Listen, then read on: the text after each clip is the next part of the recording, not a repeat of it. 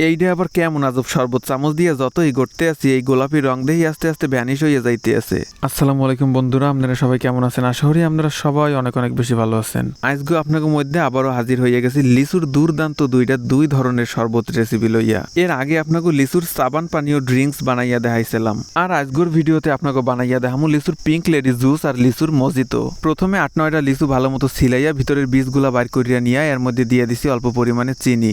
যেহেতু লিচু বেমালা মিষ্টি সেই জন্য এর মধ্যে আমি হাফ টেবিল চামচের মতো চিনি ব্যবহার করছি। এখন একটু হামানদিস্তার মুগুর দিয়া এই লিচু আর চিনি গুলারে ভালো মতো পিষে এককালে ফিনিশ বানাইয়া হালাইতে হইবে। কিন্তু আবার ব্লেন্ডারে ব্লেন্ড করিয়া পেস্ট বানাইয়া যাইবে না, মাডলার অথবা মুগুর দিয়া এবিল হরিয়া হালকা করিয়া ছেঁচা দিয়া থেতলাইয়াই নিতে হইবে। লিচু গুলারে হালকা একটা ছেঁচা দিয়া সমস্ত চিনি হানি লিচুর লগে মিশাই নেওয়ার পর এখন মুখ লাগবে একটা গ্লাস। শরবতটারে ঠান্ডা বানাইনার জন্য গ্লাসটার মধ্যে ঢালিয়া দিতে হইবে পর্যাপ্ত পরিমাণে বরফ। এখন এই বরফের মধ্যে ঢালিয়া দেমু ছেঁচা লিচু দেওয়ার সময় লিচু ছেঁচার সময় যে রস বাইরেছিল সেই রসটুক এর মধ্যে ঢালিয়া দিতে আসি। এখন এর মধ্যে দিয়ে দেবো অল্প পরিমাণে বিট লবণ একদমই সামান্য দেবেন, চাইলে নর্মাল লবণও দিতে পারেন। এখন এর মধ্যে ঢালিয়া দেবো 7 আপ দিয়া এখন পুরা গ্লাসটার এককালে ভরিয়ে হালামু। চাইলে এর মধ্যে পুদিনা পাতা আর লেবুও ব্যবহার করতে পারেন, তো এই লিচু যেহেতু মিষ্টি সেই জন্য আমি এই দুইটারে স্কিপ করে গেছি। আমাকে লিচুর ফ্রেশ মজিতো তো রেডি। যাই হোক, এখন আপনাকে চলেন বানাইয়া দেখাইতেছি লিচুর পিঙ্ক লেডি শরবত। এই জন্য গ্লাসের মধ্যে আবারও দিয়ে দেবো কতগুলো আইস কিউব।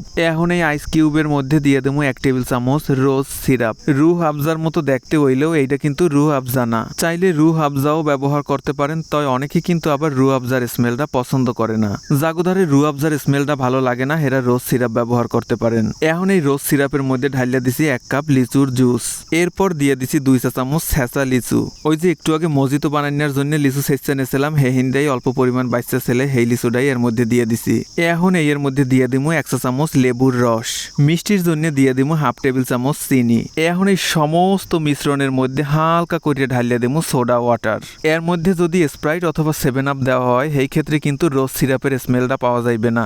যেহেতু সোডা ওয়াটারের নিজস্ব কোনো স্বাদ গন্ধ নাই, তাই এর মধ্যে সোডা ওয়াটার দেওয়ারই চেষ্টা করবেন।